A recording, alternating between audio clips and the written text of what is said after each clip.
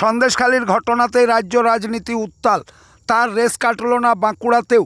আজ তামলিবাঁধ এলাকা থেকে বাঁকুড়া জেলা বিজেপির কর্মী সমর্থকেরাই মিছিল করে বাঁকুড়া জেলার এসপিকে ঘেরাও করার এক কর্মসূচি গ্রহণ করলেন এবং তারা বিক্ষোভ মিছিলও করলেন সেই ঘটনার প্রতিবাদে, যেখানে মহিলাদের ওপর দীর্ঘদিন নির্যাতন চালিয়ে আসছে ওই এলাকার কিছু দুষ্কৃতী মানুষজন, যেখানে প্রশাসন নীরব আছে এমনই অভিযোগ তুলেই আজ বাঁকুড়া শহরে বিজেপির পক্ষ থেকে এক বিক্ষোভ মিছিল এবং এসপি ঘেরাও কর্মসূচি গ্রহণ করলেন। তারা এসপি অফিসের দিকে এগিয়ে আসছিলেন এবং তাদেরকে বাধা দেয় পুলিশের সাথে খণ্ডযুদ্ধে জড়িয়ে যায় বিজেপির কর্মী সমর্থকেরা। তারা এদিন পুলিশকে নানানভাবে কটাক্ষ করেন।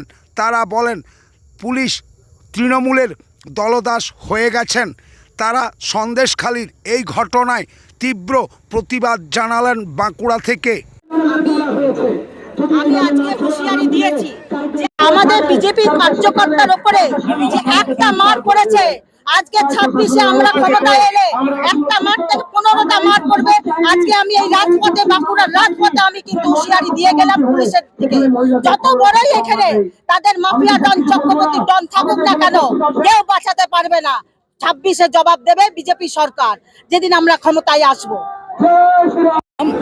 নীতা চ্যাটার্জি, আমি রাজ্য মহিলা মোর্চার সম্পাদিকা।